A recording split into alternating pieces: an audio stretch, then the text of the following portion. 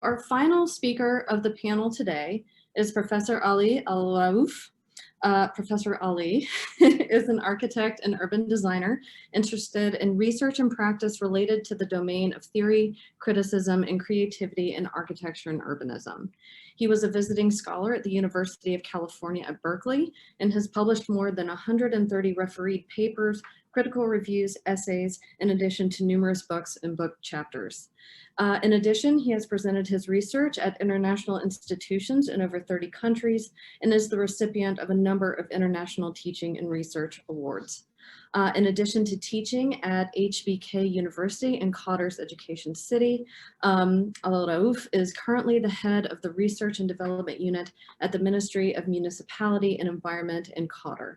He is also the leader of the Green Urbanism and Planning Group at the Qatar Green Building Council and is a board member for the International Society of City Planners. Please welcome our final panelist.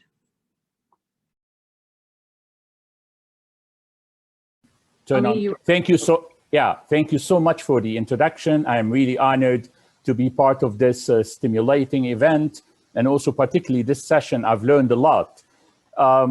As you can see in my title, I have three main keywords that I'm so excited about: the notion of desert, museums, and also Gulf cities. I moved to the Gulf. I know when I say the Gulf here, I mean the Persian/Arab Gulf, where I moved to it almost 17 years ago, living, teaching, and researching. So I will try to sort of connect this trilogy.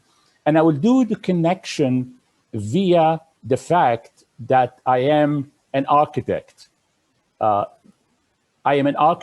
So architecture, by definition, is more excited about moving beyond the spectacle. We are not seeing the desert as a sort of only natural element, but also it's a context for development.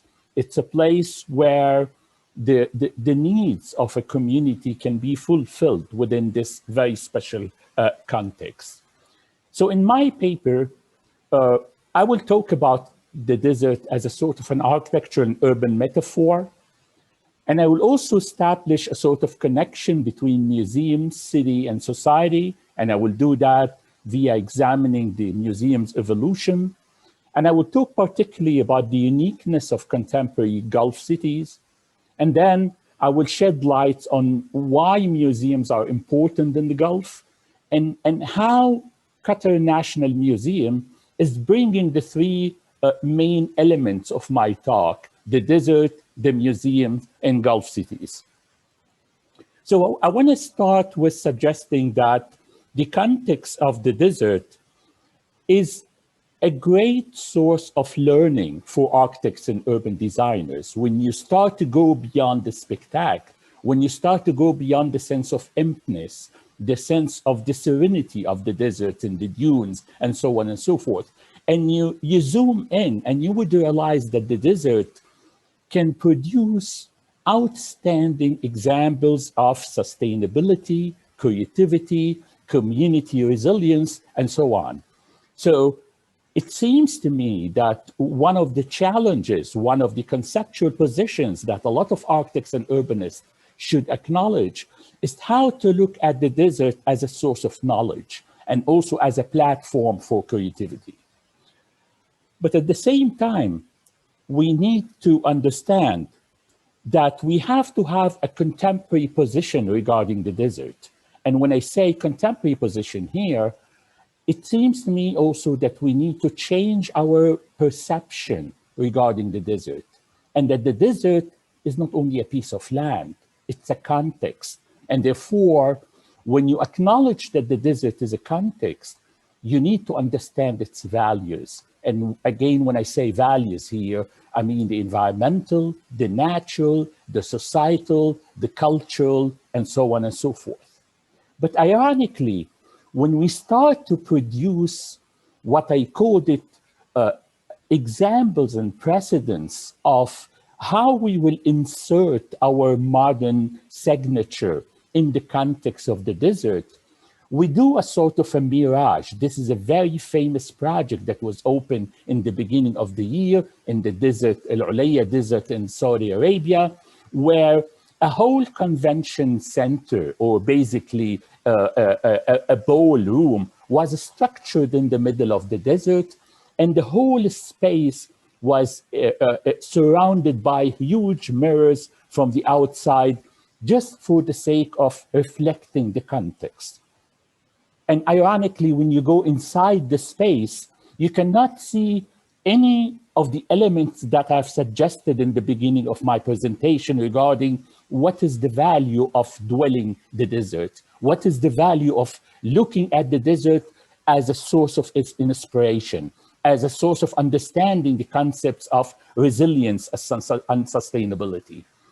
Another way of dealing with the desert from an architecture and urban point of view is to create sort of our new modern contemporary oasis. This is Al-Maha Desert Resort in Dubai. But the problem here that although the metaphor is wonderful, the oasis, but the oasis, the original oasis, the authentic oasis, is again an excellent lesson related to sustainability, related to the excellent level of respecting nature and coping with nature and living with nature. And when you zoom into the project, you would realize that, well, this has nothing to do with the concept of the oasis. Actually, it's a scattered villas covered with what would look like a tent in the desert. And each of those suites, they have their own freshwater swimming pool overlooking the desert. So this is a kind of fantasization of the whole concept of the oasis and also the Bedouin life. And this is done in a way that although it's an oasis within the middle of the desert, but it would create a sort of a gated community because this is not open for anyone. No one would be able to afford spending even a single night in a place like that. Another form that I was able to depict in my research is related also to the bringing the desert into the urban, bringing the desert into the city.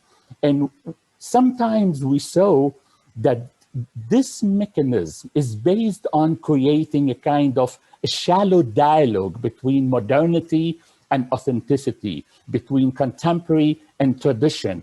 So it's more like a shallow representation of the desert and desert architecture. It's a skin deep kind of treatment without, again, understanding deep values architecturally and also urbanistically and how to implement this within our contemporary cities. Or this is, again, a very famous project called the Masdar in the desert of Abu Dhabi in UAE, designed and planned by Sir Norman Foster, the very famous architect and urban designer from UK. And the problem, that division of the project, again, it was a very interesting examples of how modernity invade the desert context, and a lot of promises were declared regarding the zero waste, the zero energy, and so on and so forth.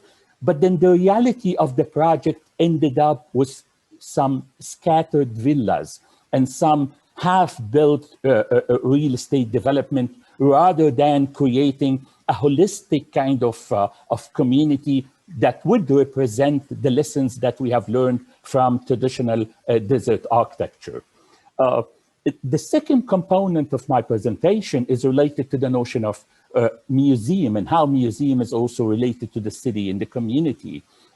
And I think in our contemporary time, there is a sort of a legitimate question regarding how museums can play a role in the pursuit of social justice, democracy, human rights, knowledge and creative economy, and particularly the post-COVID-19 urbanity. And with that said, I want to go quickly into the notion of museums evolution and how museums started as places for the elite. So either they used to be in old palaces for aristocratic art collectors, that they have their own personal collections, and then they started to entertain the idea of exhibiting that. But also there was another paradigm where the museum started to be itself as a piece of architecture. It's a spectacle, it's an exhibit. This is the example of the Jewish Museum in Germany, designed by Daniel Lipskin. And amazingly, this museum was open for 3 years without a single piece of art, because the internal spaces were in itself a very profound experience that the visitors of the museums went through it, and it was an excellent representation of the main symbolic message of the museum. Another paradigm related to how the museum can generate a different narrative for a city. This is the case of Guggenheim Museum in Bilbao, Spain, very deteriorated commercial port, and then suddenly you have a very brave new mayor that would believe in the fact that if you bring one of the star architects, in this case Frank Gehry, to build one of the most influential pieces of architecture in the world, and we use this as a catalyst to re-envision the city, re-envision the waterfront, re-envision the kind of events and activities that would take place. And therefore, you create ripples of development throughout the whole city. And hence, the museum is becoming a sort of a part of a context. It's becoming a sort of an agent of social and economic change. Another Another interesting idea is related also to how to bring public life into the city. And this is something that we can see in the Tate Museum in London or Centre Pompidou. Now, to move to the third notion, Gulf cities, I think, again, Gulf cities were so associated with the notion of the Orientalist perception, as I used to say, the Arabian mess, the desert, the Nomads, the Camels, and so on. And here, when they started to discover oil, we saw a lot of icons of modernity exhibited in this image. But because of this unprecedented oil revenues, they started to use all of this for building a lot of fantasies, and they had their own competition. And then they realized that oil is dropping, and there are a lot of evidences suggesting that we are moving to the post-oil paradigm. And hence, the idea of creative cities, the idea of art and heritage and design as an important components of the cities emerge. And then how to use the museums for city branding. These are the examples of Saadiyat Island, where you have the new Louvre. This is a focus on it. And here, the final part of my presentation, this is Qatar. You can see here to the left-hand side, this is Qatar only 70, 80 years ago, and this is the same part within the contemporary scale of Qatar. You see the unprecedented level of urbanization. But the issue here is how to bring the museums into the community life by understanding that the museum is part of the social context, how to create different urban spaces that would connect the museum with the community. The final part is related to Qatar National Museum. Here is the idea of bringing the desert into the city. And this was done by contextualizing history and embracing the old, but more importantly, how to use the local nature and interpret it in a way that would create a sort of a creative contribution within the heart of the city, but yet it was inspired by the authentic desert components. And that resulted in a very provocative architectural language and architectural dialogues between the past and the contemporary. And as you can see here, the connection between the old, the new interpretation of the city, and the new language, and even the borders of the museums are also so blurred to the extent that the city is engaged with the museum and people are engaged with the city. And those are some images supporting the fact that the museum in its old and new part are becoming integral part of the community. So the desert here was brought to emphasize the notion that you can not only go and invade the desert with your modernity, but it seems to me that also the fact that you can learn from the desert and be inspired by the desert and insert this in a rational and sustainable and aesthetic manner within the fabric of the city is also acceptable. Thank you so much for having me. Thank you so much, Ali, for that incredibly interesting presentation. And I think just